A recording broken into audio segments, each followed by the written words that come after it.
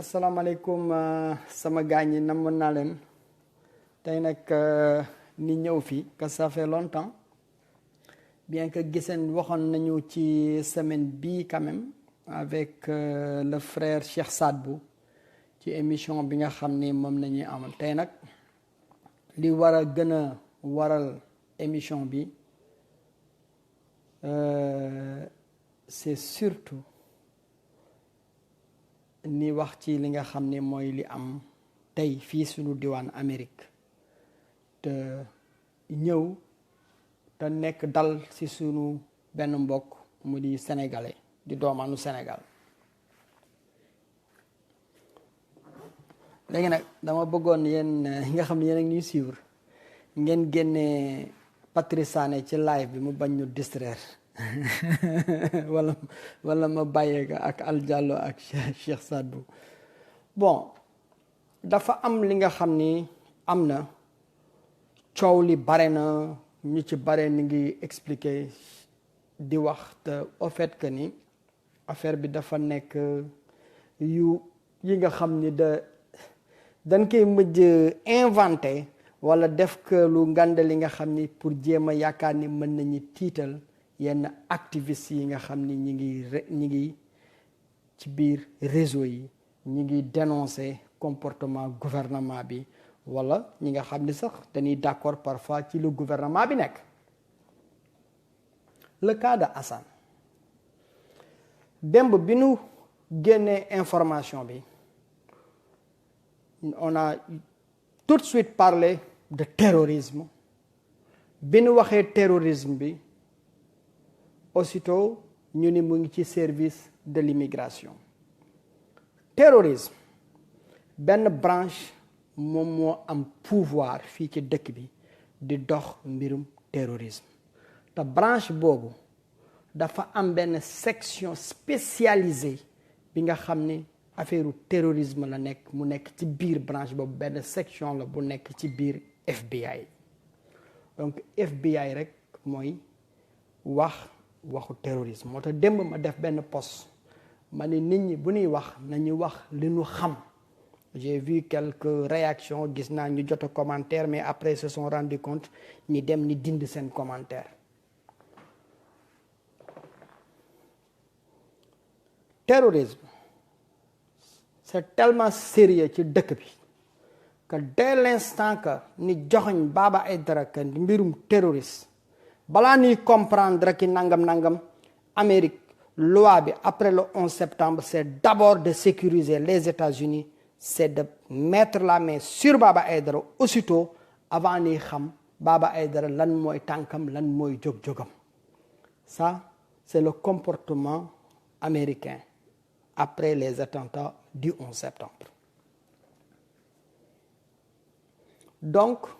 Assane ñi ko njëkk dem arrêté ji du immigration non du immigration ñi war a dem kër Assane te nu boole Assane waxu terrorisme FBI la léegi nag FBI moom mooy dem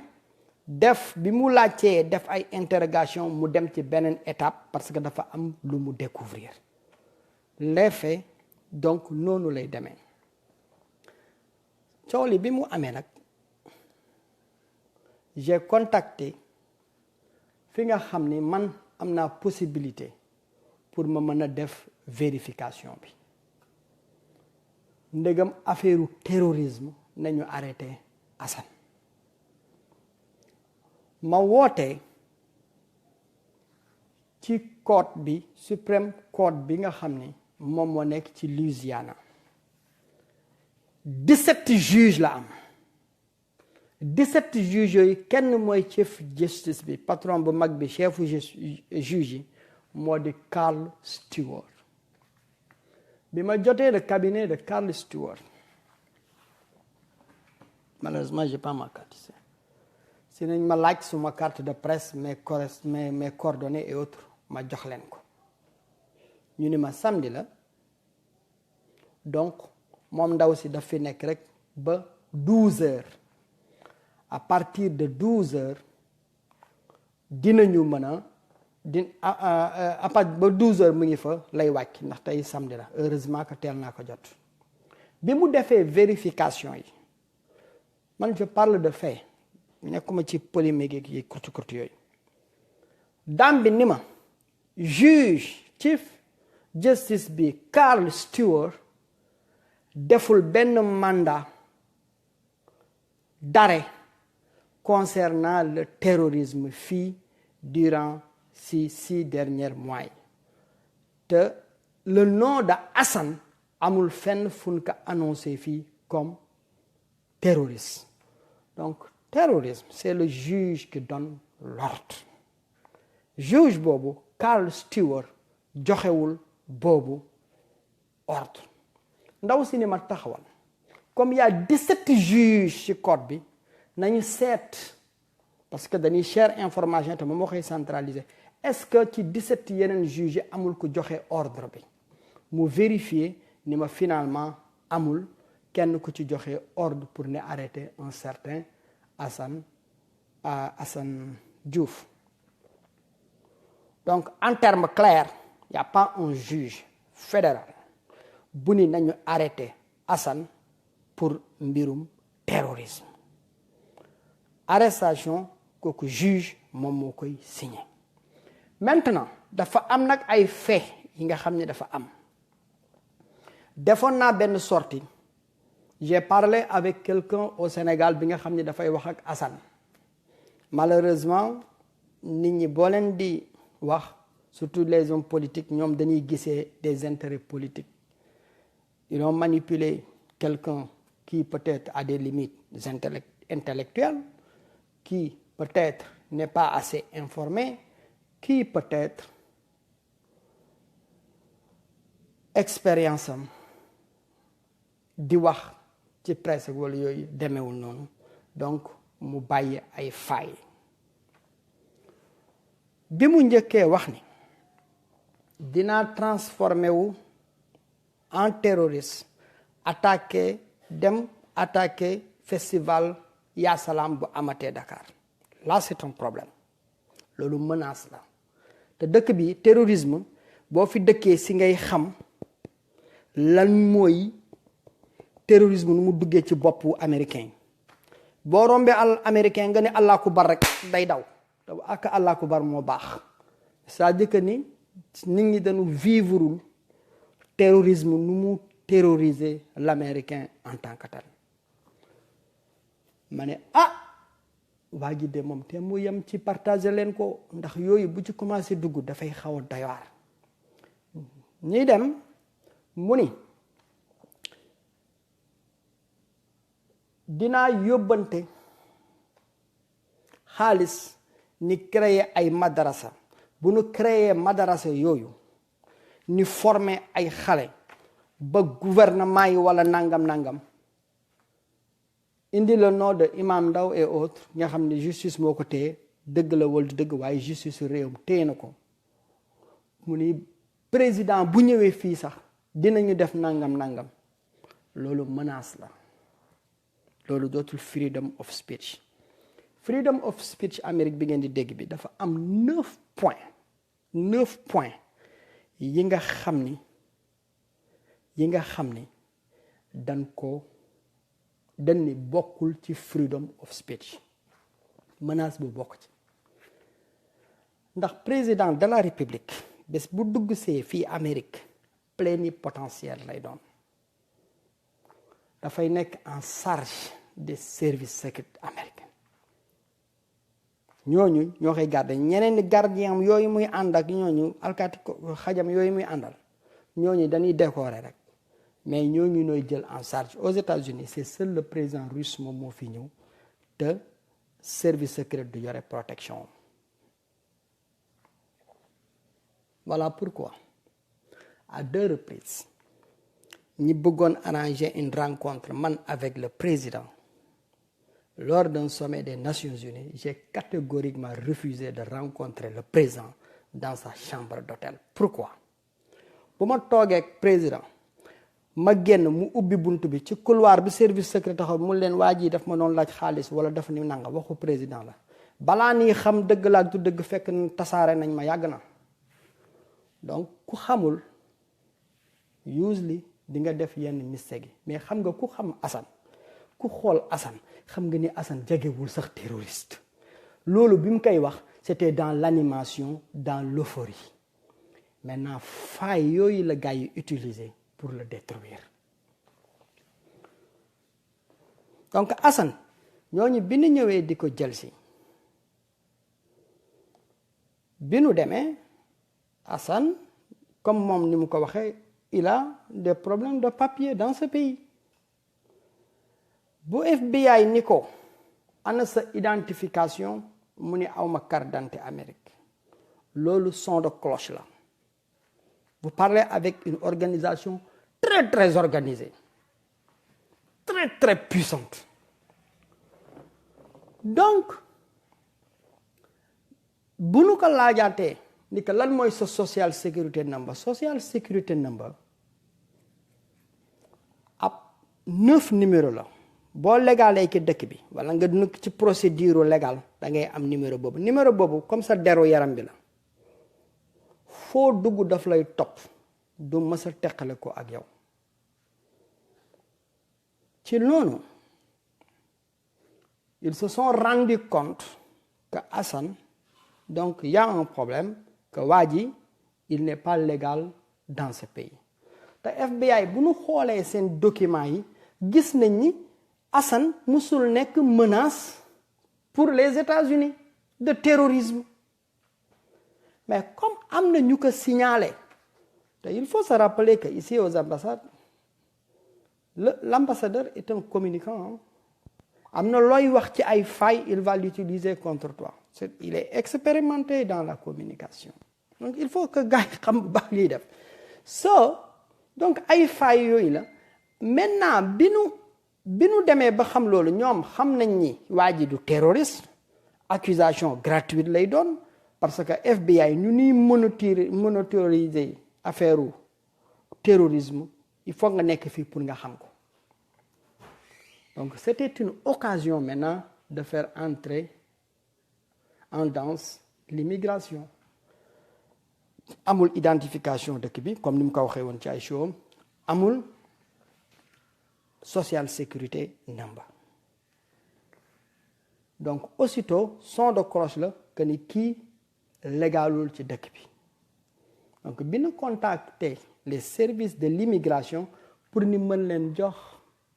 les informations sur Assane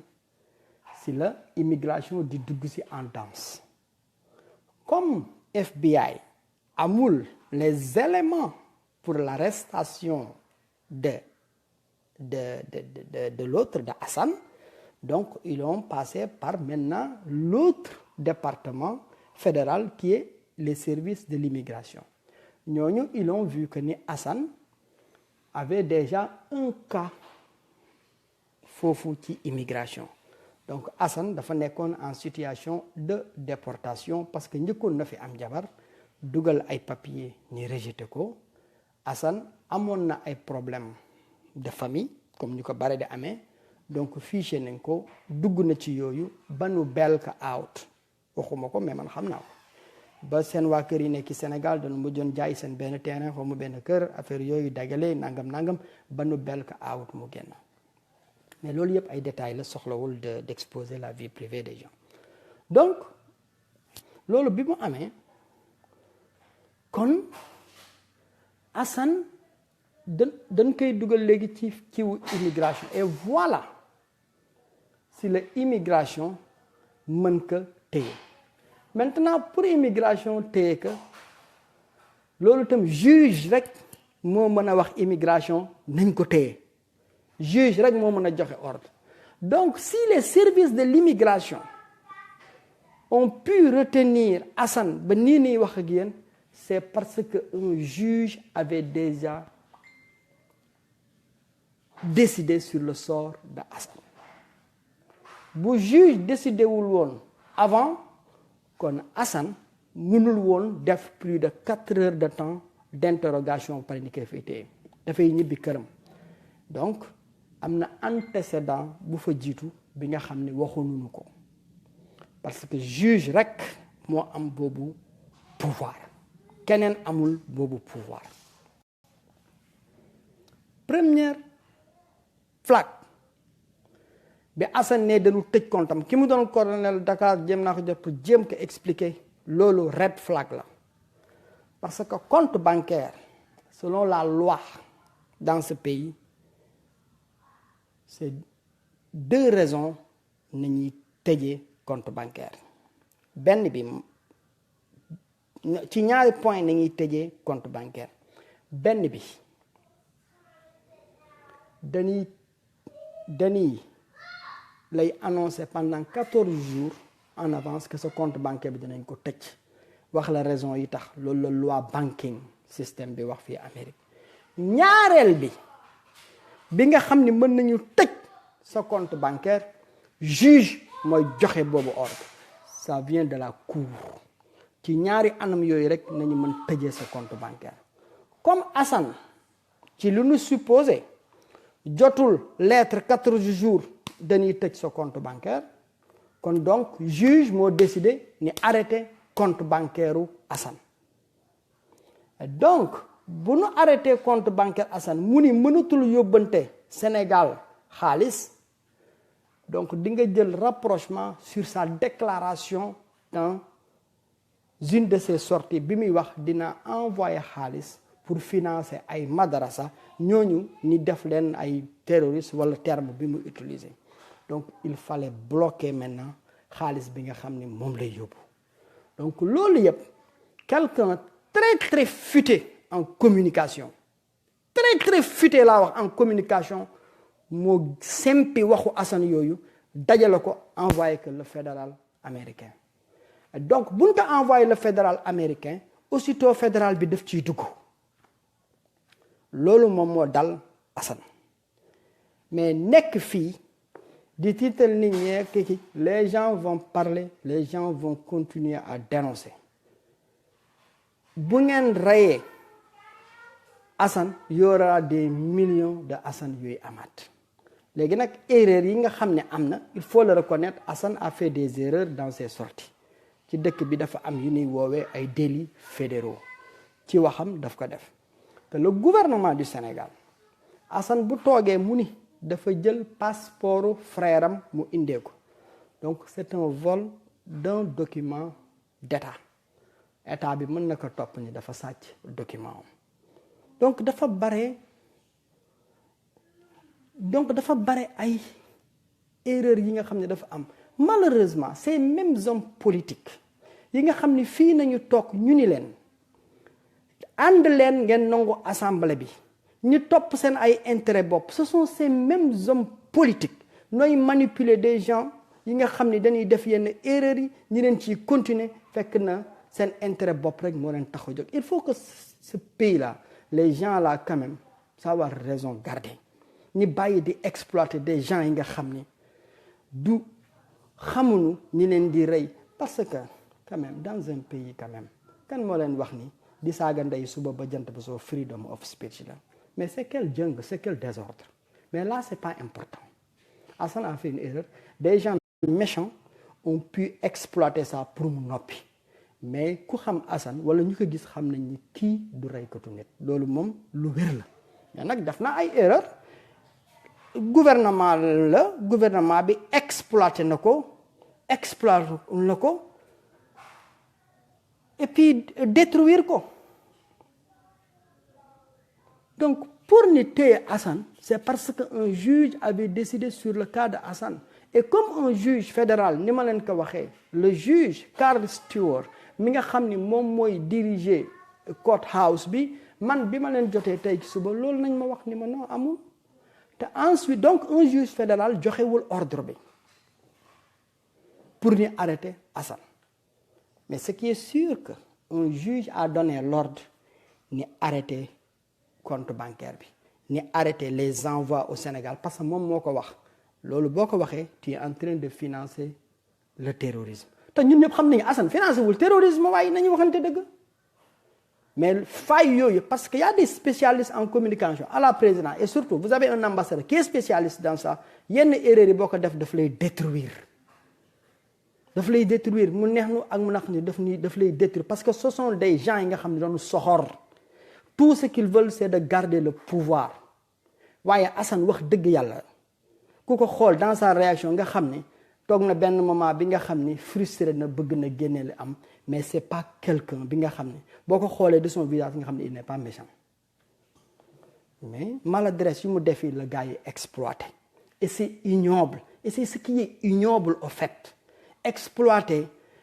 innocence su xale innocence su ki nga xam ni peut-être que ni capacité intellectuelle yi moom moo yeggul foofu loolu moom mooy problème maintenant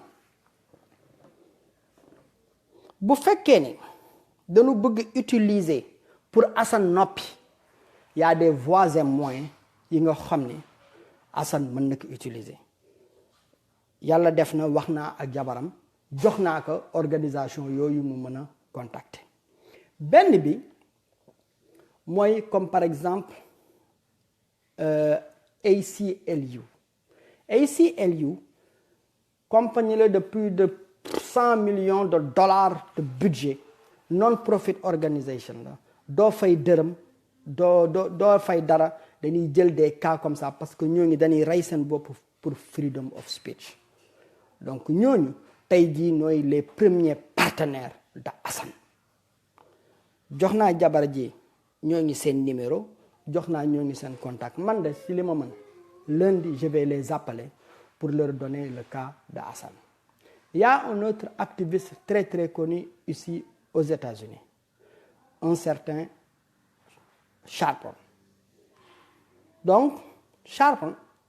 jox nañ ma contact am avec un ami qui est à la chaîne ABC jox na ma contact am donc dinaa ko contacter j'ai essayé mais malheureusement dafay dem ci voicemail am xam naa lundi dinaa ko contacter pour lui donner le cas de Assane. Là c'est un dossier bu fekkee ni c'est un cas maintenant spécifique bu dee freedom of speech bi nga xam ni dañ ko bëgg rey te c'est un combat.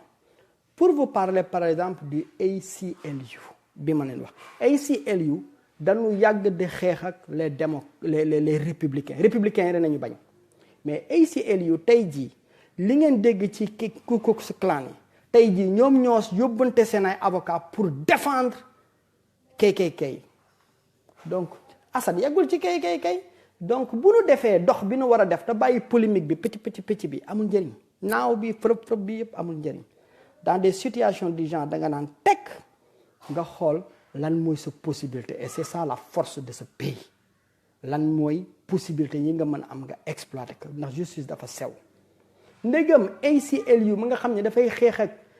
républicains yi suba ak ngoon ñoo taxaw pour défendre KKK yi ak événement yi fi am yi barki démb nga xam ne kon Assane mën na am chance ni défendre que ci anam boobu donc ci côté freedom of speech bi donc c'est ça li ma mën de étant activiste Assane nag xëy na ànduma ak moom ci pratique am saaga yi ak yooyu kenn yaroo ma noonu waaye ci frustration niveau de frustration tey jii sénégalais yu bare yegg nañ ci donc nous portons le même combat sauvons Assane ensemble donnons-lui les moyens de résister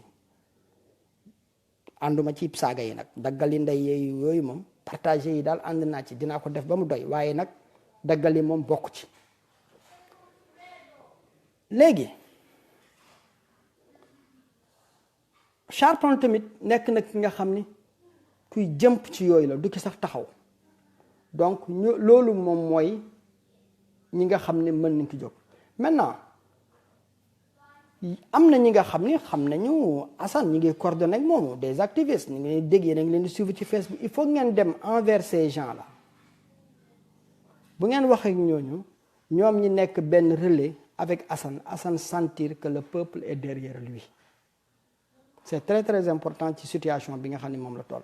maintenant si c'est un cas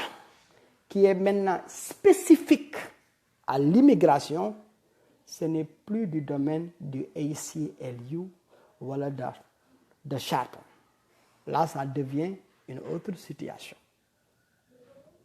mooy situation classique d'immigration il y a des faits am na yu am Sénégal et c'est ce qu'il faut faire très très rapidement découper rapidement la sortie de Sidi Kaba qui est le ministre de la Justice au Sénégal menaces yi nga xam ne def na ko ci Assane donc cette sortie là loolu mooy arme yi nga xam ne le futur avocat wala l'avocat de Assane moom lay utiliser pour défendre les intérêts de Assane ba kenn du ko déporter donc ñu bëgg ñu jàppale Assane wala di nekk en contact lu ñu war a njëkk def mooy nañu daw dem jëli sortie audio wala ni ko journaux yi bindee la sortie de Sidiki Kaba ci li mu wax ci cas bi surtout nag am audio bi mooy li gën ndax ñoom dañuy ñëw ni weddi ni ñoom mosuñu wax loolu comme vous les connaissez mbokk Patrice Sané yooyu waaw donc loolu tey jii mooy li nga xam ne am na ko bu dee si affaire immigration nañ ko bëgg langaamoo mais bu dee pour ci affaire terrorisme enquête bi bu demee dem dinañu xam ne Assane mii du terroriste menace yooyu mu def nag ay loi ñoo ko tere mais loolu yëpp des organisations comme ACLU des gens comme Al Sharpton ñooñu dinañu nekk ñi nga xam ni dinañ ko mën a dimbale donc rassembler les preuves comme le dit Zesto rassembler preuves yooyu pour que loolu Assane avocat yi mën ko utiliser pour sauver Assane sinon Assane buñ ko delawul Sénégal tamit du ngeen ko déggati mu mën a def show alors que vous avez besoin de Assane moom it muy dénoncer comme tout le monde hein le combat là benn nit mënu ko porter ñaar mënu ko porter ñett mënu ko porter c'est un combat de 14 millions de Sénégalais et ce combat de 14 millions de Sénégalais kooku il faut que ngeen xam ni ku ci nekk daf ci war a involve sa grain de sel da nga ko ci war a def kenn mënul yanu man de mënuma ko je ne pense pas que ñiy def ñi ci activistes yi yëngu yëpp kenn ku nekk mën nga ko kenn mënu ko ku ci nekk da ngay ñëw rek nga apporter li nga mën boo demee ba say doole jeex nga dem rek nga pousse keneen daal di ñëw parce que avec les hommes politiques c'est tout un combat bi nga xam ne du mës a jeex donc li am solo tey jii mooy nañ nekk en groupe seet li nga xam ne tey jii dina mën a sauver Assane donc sur ce premier cas sur ce premier cas bu dee c'est sur freedom of speech am beeg yooyu dañu bëgg anéantir voix bi mooy ACLU ak ñoom Charlton ñu ma tudd maintenant bu dee nag sur l'immigration là c'est autre chose là ça devient beaucoup plus compliqué parce que un juge avait décidé sur le cas de Assane avant les événements et ce juge malheureusement avait choisi la déportation pure et simple maintenant situation nag am na parce que am na nouvelle donnée yu am mooy les menaces yi Assane am menaces yooyu Assane am voilà ce que maintenant les partisans de Assane l'avocat de Assane voilà loolu la soxla pour mën a faire face ak li nga xam ne tey ji moom lay dundee. C'est ça au fait. Mais dans ce pays-là activistes yi fi nekk ñi am ñi kayit ñi amul ñi kayit n'ayez pas peur, amul li ngeen di ragal. Vous êtes dans le pays le plus démocratique au monde. Vous êtes dans un pays bi nga xam ne c'est le pays le plus libéral au monde. léegi nag yéen ñi am na quelque chose que maintenant li mu leen war a leeralal seen bopp. keroog bi ñuy signer les accords de défense avec le gouvernement américain indi ko assemblée di ko voter, un seul député moom moo ci jóg di wax pour ni mën a xam les accords de défense. C'était Thierno Bocoum de Rewmi. Et malheureusement c'est ce même Thierno Bocoum qu'on a choisi de dégager à l'Assemblée nationale. ñi nga xam ni ñooy taxaw pour mën a défendre sénégalais yi duñu leen sax toppatoo et c'est ça le malheur. Donc tey jii je crois que ñun ñëpp on est interpellé. élection weesu na fi ñu waroon génn seen kër dem voter demuñu voter ji, ñu waroon ñi fexe xeex ba jot seen carte defuñu ko. Donc là on est là en train de payer les premiers pots cassés. Et ça c'est juste le début. C'est juste le début.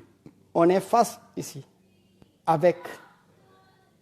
des tyrans yi nga xam ne dañu ñëw pour nous détruire. Ça il faut le refuser. Mais daal ñi fi nekk di yëngu bu kenn wax ni bu kenn yaakaar ni mën nañ la xoqatal ba nga tere wax déedéet. moom kay fexeel ba na nga toog ci lu wér, na nga toog ci li nga xam ne moom la loi wax, na nga toog ci li nga xam ne moom la cartum réew mi kii ba taxawal. loolu boo ci taxawee kenn xam nga ku wéeru ci li nga xam ne mooy dëgg, ci wéeru ci li nga xam ne moom mooy yoon, kenn mënulu la dara. Assane nag malheureusement amoon na ay antécédents avec l'immigration. Donc loolu moom mooy talon d'Achille. Maintenant les sorties maintenant de menaces qui se passent au Sénégal, etc., la sortie du ministre de la justice, donc yooyu ngeen di utiliser waat contre maintenant l'État du Sénégal pour garder Assane. Maintenant il y a deux types d'illégaux dans ce pays. Il faut que nit ñi xam ko. Avant d'aller sur ces deux types d'illégaux, dañuy njëkk wax le visa. Le visa américain joxu la droit dugg Amérique déedéet. Loi Amérique waxul loolu. Le visa américain donne le droit de solliciter l'entrée aux États-Unis. dafa mel na Hélène dafa wax pour ma woo ko. Hélène accord je vais t'inviter après ci kii bi. Donc loi visa ne te donne pas le droit de rentrer aux États-Unis. Visa daf lay jox le droit de solliciter l'entrée aux États-Unis.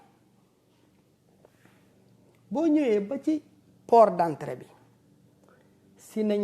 si la kooku di décider ndegam yow war nga dugg wala doo dugg, wala mu ni la dina la bàyyi nga def ñaari fan wala dina la bàyyi nga def juróom benn weer mooy maximum buñ la mën jox. Ndaxte loi wu Amérique dafa ne nit bu vivre légalement plus de 6 mois dans ce pays dafa war a solliciter la carte verte.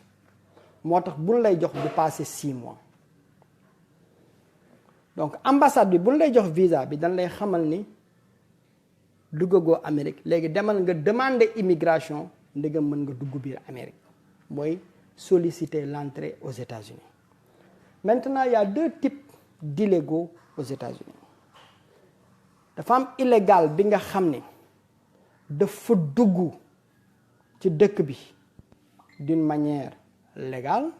mooy c'est-à-dire que ne dañ ko jox un visa mu jaar dans un port d'entrée. kooku bu duggee dans un port d'entrée dafa dugg ci dëkk bi légalement ni jox ko 1 mois wala 6 mois de séjour séjour boobu passé mu toog maintenant il est devenu illégal voilà quelqu'un bi nga xam ne bu takkee jabar wala ni takk ko wala mu am ku ko sponsorisé mën na defar kayitam mu am deuxième type de groupe d'illégaux mooy li ma fi waxoon ci sénégalais yi ni mere ma fi ñu bare saaga ma mooy ñooñu doon wax dañ leen waroon jox 25 millions de francs CFA tey jii dëgg bi mooy dellu si rek mooy ñëwaat mooy ku fi dugg d'une manière illégale mooy quelqu'un qui n'a pas sollicité l'entrée aux États-Unis maintenant quelqu'un qui est détenteur d'un visa donc kooku dafa jaar par la petite porte pour dugg ci dëkk bi donc daf fi dugg illégalement bu takkee doomu Obama bu mag bi aawo mu takk doomu Obama bu ñaareel deuxième doomu Obama bi ñaareel mu takkaat doomu Trump Ivanka Trump ñeenteel bi bu dee autorisé nañ ko mu dem indi doomu Bush mu takk ko du am këyit il faut que ça soit clair parce que dafa dugg ci dëkk bi illégalement il n'a pas sollicité l'entrée dans ce pays donc quelqu'un qui n'a pas sollicité l'entrée dans ce pays cette situation c'est encore beaucoup plus compliqué même boo fi gagné woon Powerball maanaam suñu loterie bi fi ëpp ñu ni gagné nga ay milliards et milliards wala gagné nga ci $1 loi bi dafa ni kenn du la ko jox parce que loterie bi un résident légal moo koy joué mais nit ñi dañuy wax selon nu ñu yeewu mais au fait que ni dafa am ay textes yi clairs on n'a pas besoin d'être un juriste on n'a pas besoin d'être un connaisseur ce pays-là tout est documenté tout est écrit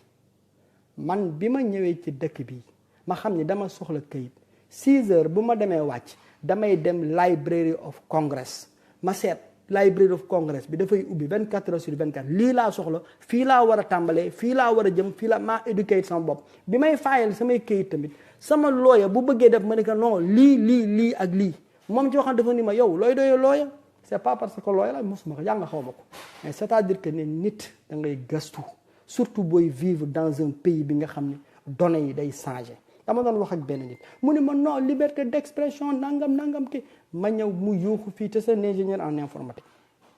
ma ne que taxawal sëñ bi man liberté d'expression xam naa ne am na ci dëkk bi mais am na 9 points yi nga xam ne bokk ci bi nu demee mu xool 9 points yi mu ne man lee mais yow dëkk bi ku deful nank di nga sànk sa bopp donc il faut nit ñi di teelu ci yenn wax yi nga xam ne dañ koy wax donc Assane honnêtement donc n'est pas passé par un port d'entrée quand tu n'es pas rentré dans un port d'entrée ci database yi immigration xamula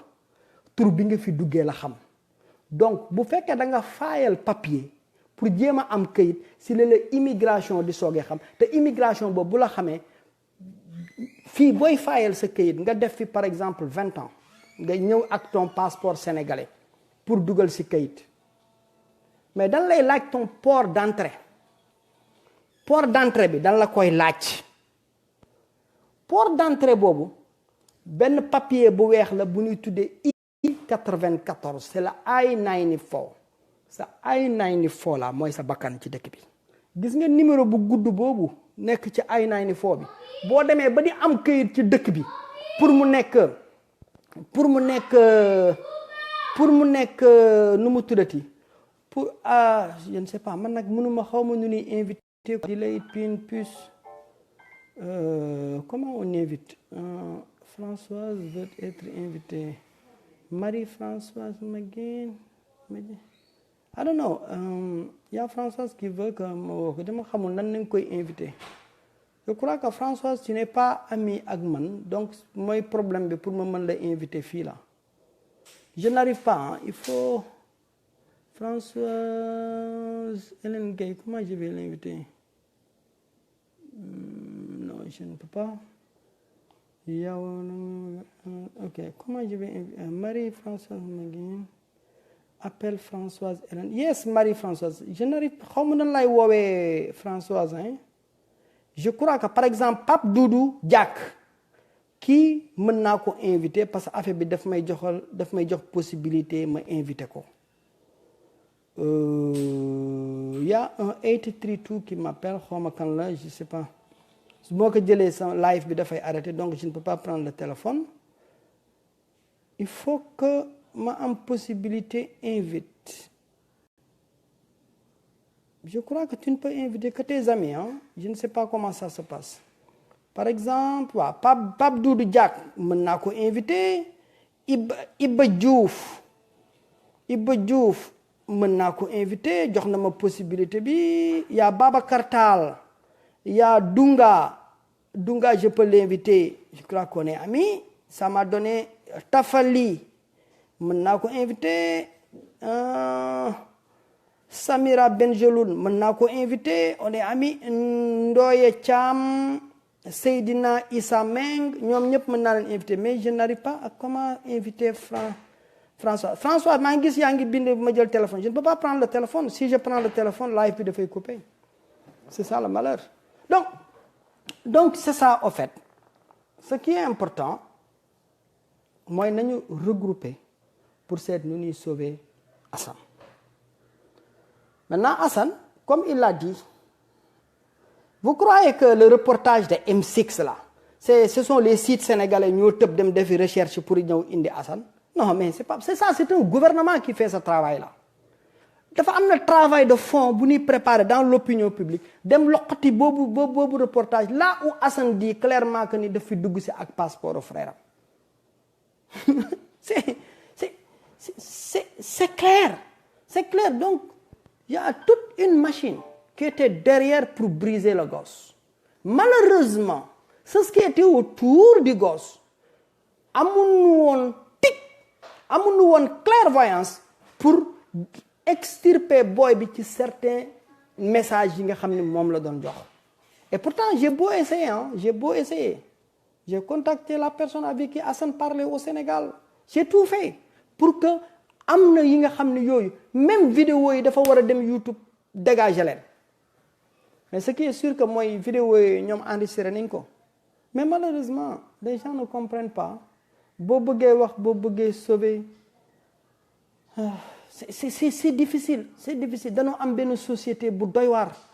ku nekk da ngay toog rek di am nooy xalaatee tu as un jugement ci nit ki et puis ça devient un cancer dans ta tête ba nga dem ba nga xam ni da ngay yaakaar ni yaa ngi dimbali nit ki mais au fait yaa ngi koy sacrifier comme je l'ai toujours dit Assane et moi Baba Aïdara nous portons le même combat Assane ak activistes yi ma gis yi nii wax ñëpp tous ces gens-là portent le même combat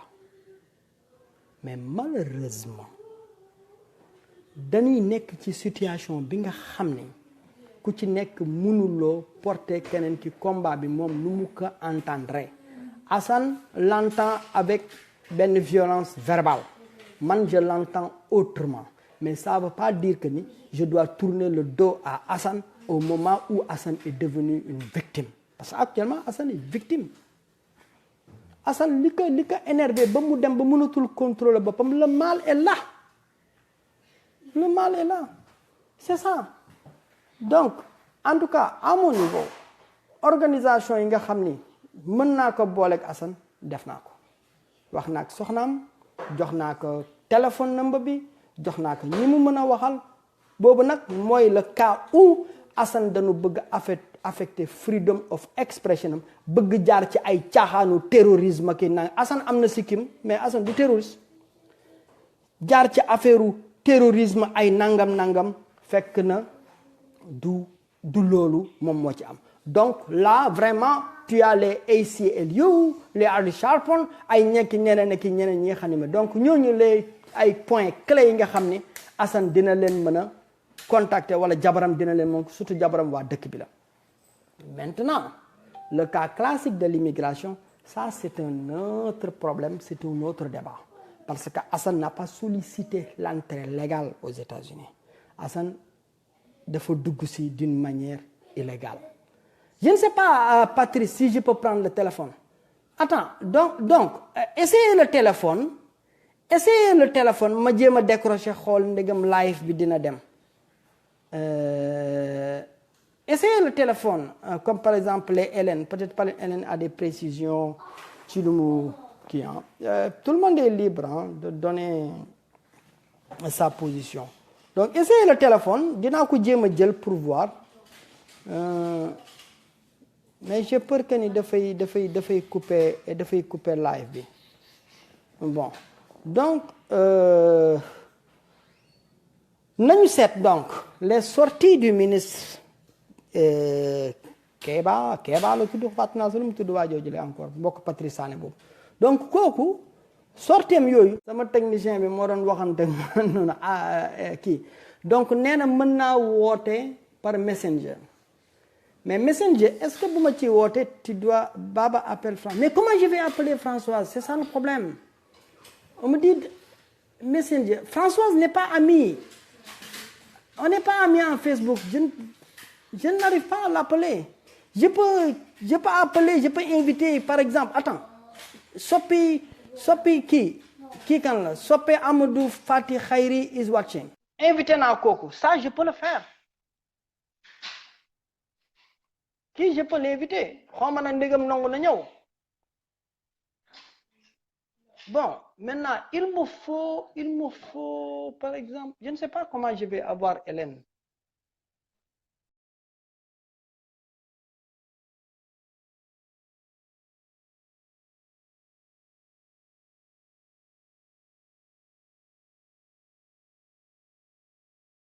C'est Lundu. Click allow to make a call. Ça ne va pas aller là. Yeah? Allô? Allô, Baba. Waaw, Ndour. waaw.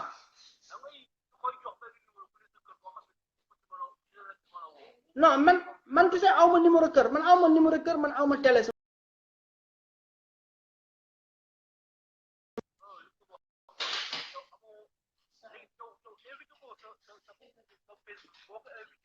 Non, moi j'ai plus de mënatuma dugal benn ami, j'ai plus de 5000 amis. Non, c'est Françoise qui s'est levée un jour dindi ma et puis bloqué moi, donc je n'arrive pas là. Bah, moi je comprends pas.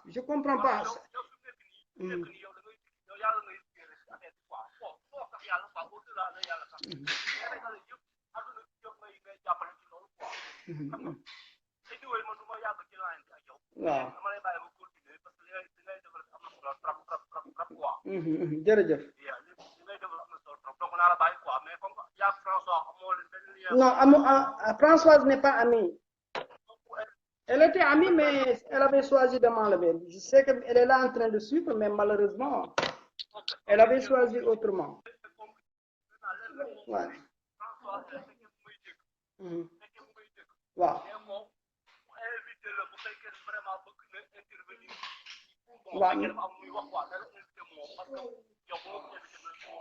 Waaw, donc Françoise, je crois que yaa ngi dégg. Toi tu fais l'invitation. Parce que moi je sais pas. Moi je sais que je ne peux plus avoir un autre ami parce que atteindre naa les 5000.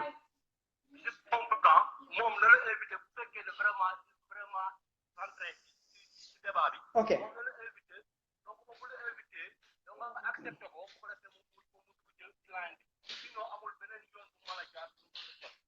Ouais. Effectivement.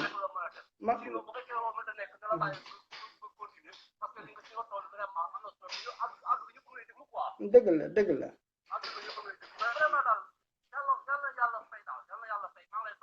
waaw. Donc Françoise comme li waa ji wax donc je ne sais pas à votre yéen ay spécialiste live yi man je connais rien rek ma ñëw di wax donc xaw ma dara ci kii bi yàlla sax mu may soogay may téléphone bi nga xam ne téléphone bi baax na téléphone yu yàgg yooyu la amoon.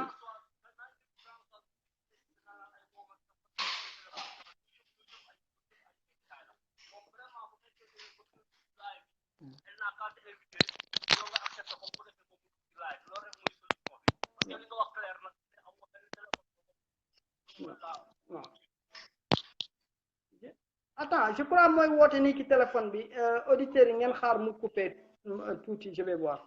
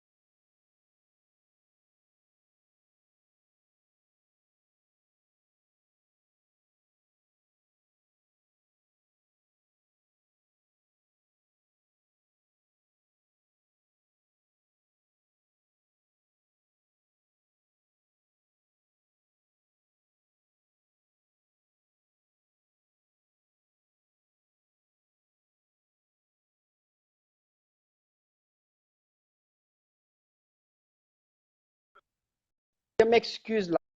là, c'est Françoise moo nekkoon ci téléphone bi donc parce que mënuma ko jël étant ci kii bi parce que ni on n'est pas amis ci kii bi. Oh malheureusement on dit qu'on ne me voit plus moom nu mu demee noonu waaye ok je crois que c'est ça hein? Ok je m'excuse là Françoise moo ma doon woo ci téléphone bi donc kiiwul quoi moo tax affaire bi coupé donc j'ai un peu perdu le fil mais malheureusement je crois que ni Françoise m'a dit que nit ñi ni ngi koy saaga di ko wax dafa doon fen mooy manipuler information bi non man je ne pense pas que Françoise dafa manipuler je parle honnêtement honnêtement je ne pense pas que man parce que Françoise bi muy waxanteeg Assane mu ngi ci lien wu immigration c'est vrai mu ngi woon ci facilité immigration loolu ci yooyu man bi ma déggee ni ngi di wax immigration terrorisme ma ni mais attention dëkk bi benn département moom moo am charge affaire terrorisme te département dafa am benn section spécialisée bi nga xam ne ñoom ñooy toppatoo affaire terrorisme ci département de justice ñu dugal ko génne ko ci biir FBI mu nekk benn noyau bu nekk ci biir FBI donc ici on parle de l'immigration et on parle du terrorisme il y a un problème beneen département fédéral parce que j'ai travaillé 2 ans avec ce département c'est le DEA le DEA ñoom ñoo doon toppatoo mbirum drogue mu dem à un moment donné de la vie les rapports ont dit que ni attention l'argent de la drogue bokk na ci luy financer terrorisme ni extendre maintenant niveau d'exécution DEA pour muy enquête ci mbirum terrorisme te moom dafa limité ci mbirum terrorisme même bu demee ba dajale information yi daf koy jël transfert ak section boobu nekk ci FBI kon Françoise elle n'a pas manipulé l'info bi muy wax ak Assane mu ngi nekkoon ci immigration man sama poste bi ma def maanaam nit booy wax da ngay xam li ngay def ak yooyu mooy ça veut dire que on ne peut pas parler de terrorisme et parler de l'immigration dafa am préalable dafa am un fait bu ko jiitu balaa ni yegg ci immigration c'est-à-dire que ni alerte bi ma lay wax bi léegi dëkk bi après le 11 septembre procédure bi nga xam ne juge bi day toog di joxe note ni dem ni arrêté nit bu nu déclaré nit suspect de terrorisme kenn du fa dem di woowi juge di ko yee muy ñëw di signer kii dafay entité yi dafay nekk en activité ci saa si pour dem cerner waa ji d'abord la sécurité de l'Amérique loolu moom mooy objet numéro 1 donc Assane c'est ce qui s'est passé mais ñooñu bi ñu demee ni intéressé seen ay database xam nañ ni Assane mii jegewul sax luy nduroog terroriste loolu nag nit nag boo nekkee ci dëkk ni la ana sa carte d'identité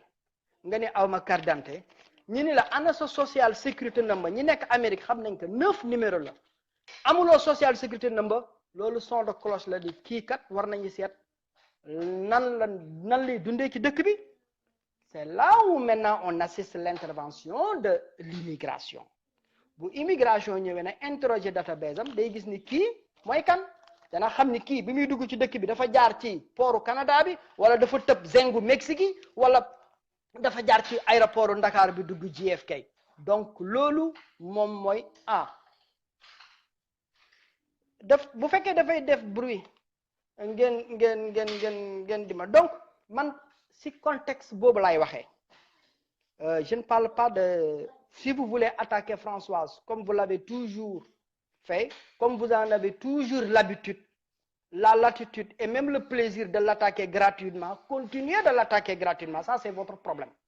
mais Françoise amul dara li nga xam ni man gis naa mu manipuler information maintenant les expressions bu defee ay erreur ci ay expressions elle n'est pas professionnelle dans ce métier dafay def li nga xam ne moom lay def là il faut vraiment le pardonner sur ça mais man honnêtement tooguma déglu tout le